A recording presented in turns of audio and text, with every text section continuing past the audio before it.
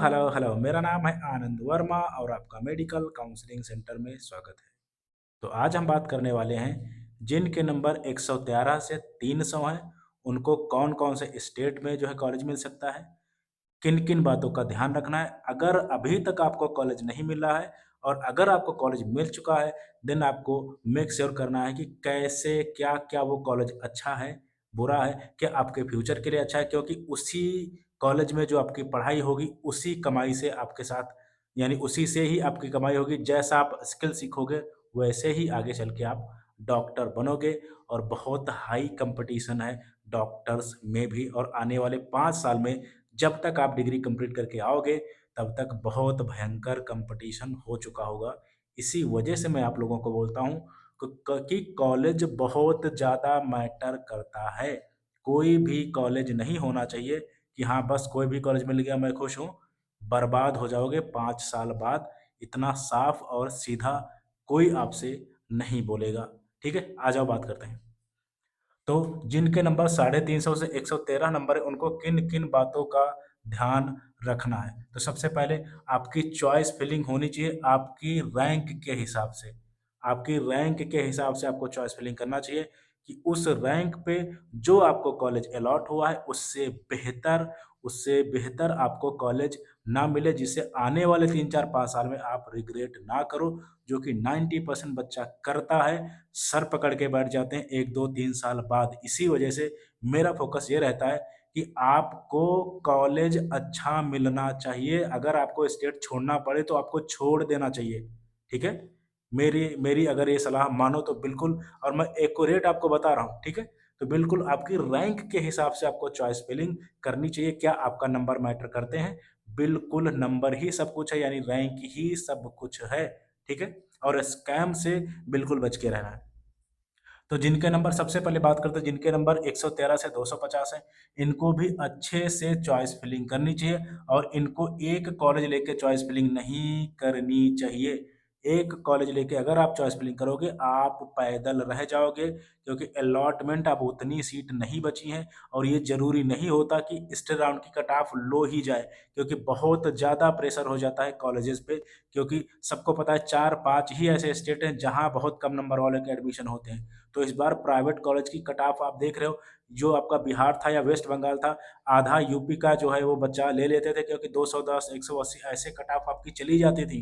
लेकिन इस बार के हालत बहुत खराब है, ठीक है? तो एक कॉलेज अगर लेके आप काउंसलिंग कर रहे हो, आप पैदल हो जाओगे। और अगर सारे कॉलेज लेके काउंसलिंग कर रहे हो, देन क्या पता आपको ऐसा कॉलेज मिल जाए जो आप मतलब उस लेवल से अच्छा ना हो। तो बहुत सोच समझ के आपको काउंसलिंग करनी है। और किन-किन स्टेट में आपको ट्राई करना है, ये मैं आपको बता दे रहा हूँ। आपको यूपी में ट्राई करना है, वेस्ट बंगाल में, बिहार में, कर्नाटका में, डीम्ड में और राजस्थान में।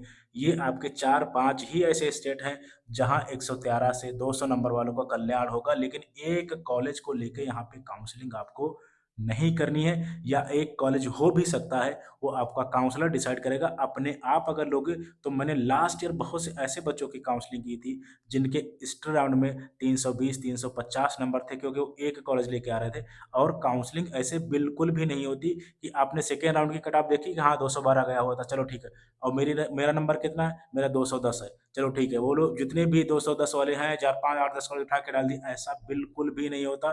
काउंसलिंग के लिए बहुत अच्छा खासा डाटा लगता है, और ये कोई ज़रूरी नहीं होता कि हर कॉलेज की कट ऑफ कितनी आएगी, क्या नीचे ही आएगी।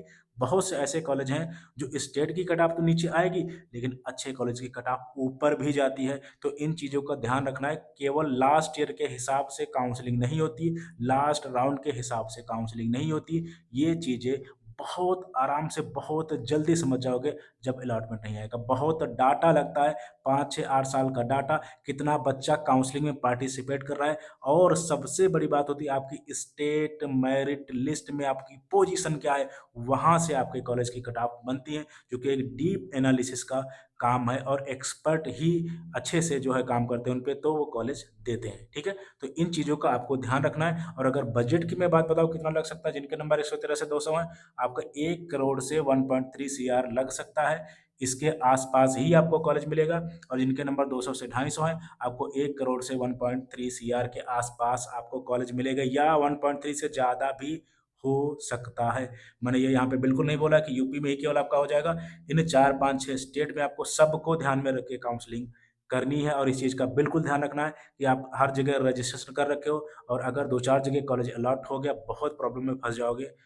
बहुत अच्छे से चॉइस फिलिंग करनी है, और अगर एक कॉलेज के भरोसे जाओगे, एक स्टेट के भरोसे जाओगे, तब भी पैदल रह जाओगे। इसकी मैं आपको बात एकदम आराम से बता दे रहा हूँ। और अब बात करते हैं जिनके नंबर 250 से 300 हैं, ये एक कॉलेज लेके भी मैं इनकी काउंसलिंग कर सकता हूँ। 2, 3, 4, 5 कॉलेज लेके काउंसलिंग कर सकते हैं। यानी आप एक पर्टिकुलर कॉलेज या 2 कॉलेज या 3 कॉलेज लेके काउंसलिंग कर सकते हो। नंबर अच्छे हैं, इस रैंक पे, यानी इस जगह 350 आपका 400, 450 के आसपास नंबर है, आप बेहतर कॉलेज डिज़र्व करते हो। और अगर आपके नंबर इतने हैं और आप बेकार कॉलेज लेके बैठ गए, आपकी बुद्धि खराब हो जाएगी जब 1-2 साल कॉलेज में रुकोगे, जब आस-पास के अपने बच्चों को देखोगे, ठीक है?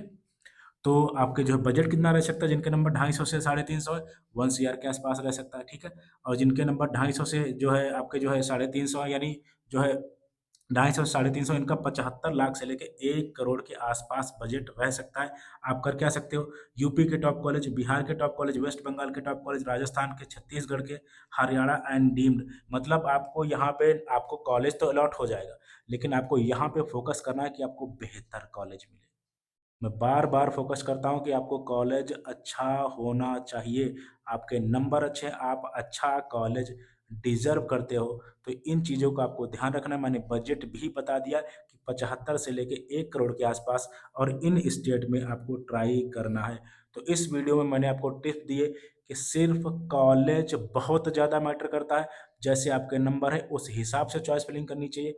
आपके नंबर अगर 112, 13, 14 है, तो आपको ज़्यादा कॉलेज लेके काउंसलिंग करनी चाहिए, ज़्यादा स्टेट लेके काउंसलिंग करनी चाहिए, और अगर आपके नंबर सेफ है यानी 250 से ऊपर हैं, देन आपको कॉलेज के लिए, अच्छे कॉलेज के लिए जाना चाहिए। और ये कोई बिल्कुल भी ज़रूरी नहीं है कि आने वाले राउंड में बहुत से स्टेट के तो नेक्स्ट राउंड होंगे भी नहीं, जिनमें ज़्यादा कॉलेज है वहाँ नेक्स्ट राउंड आपका आएगा। तो इन चीज़ों का बिल्कुल ध्यान रखना है, और अगर आपका थर्ड राउंड में अलॉटमेंट नहीं आता है, कैसे भी करके, जैसे भी आप कम करो, फोर्थ राउंड में आपका अलॉटमेंट बहुत ज़्यादा मुश्किल हो जाएगा, बहुत हाई कट ऑफ हैं, और जिनको लगता है कि मेरे 110, 100, 150, 200 नंबर है, 160 नंबर है, 170 नंबर है, रो जाओगे, कहीं कॉलेज नहीं मिलेगा।